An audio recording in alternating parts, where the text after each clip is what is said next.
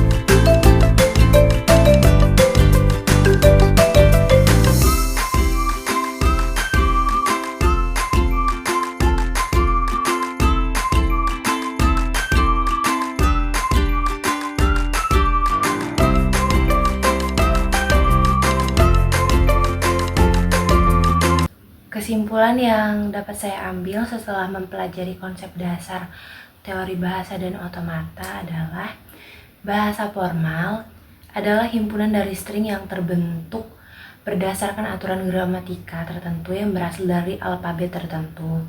Setiap string dalam bahasa formal adalah urutan simbol yang diambil dari alfabet yang mengikuti aturan dan pola tertentu. Lalu, otomata adalah model matematis dari mesin abstrak yang digunakan untuk mengenali dan memproses bahasa formal. Terdapat beberapa jenis otomata yang digunakan untuk mengenali bahasa dengan kompleksitas yang berbeda-beda.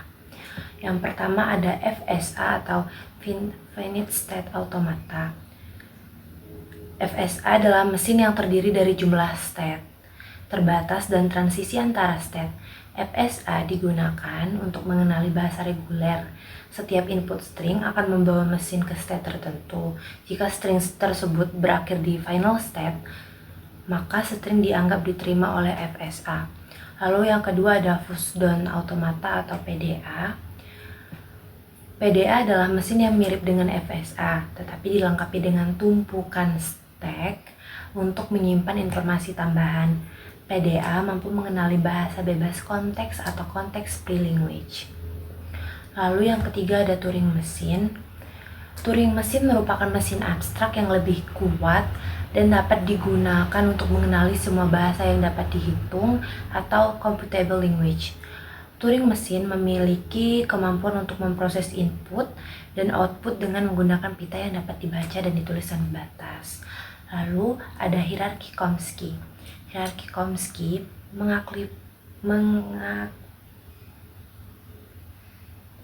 Lalu yang ketiga ada hierarki Chomsky.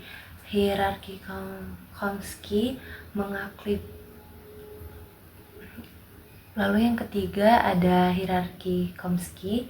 Hierarki Chomsky mengklasifikasikan bahasa formal ke dalam 4 kategori berdasarkan kompleksitas dan tipe mesin otomata yang dapat mengenali bahasa tersebut. Nah, bahasanya itu ada empat bahasa, yaitu yang pertama bahasa reguler atau regular language. Dia mampu dikenali oleh FSA dan dihasilkan dari tata bahasa reguler. Ini adalah tingkat paling sederhana dalam hierarki. Lalu yang selanjutnya ada bahasa bebas konteks atau konteks free language.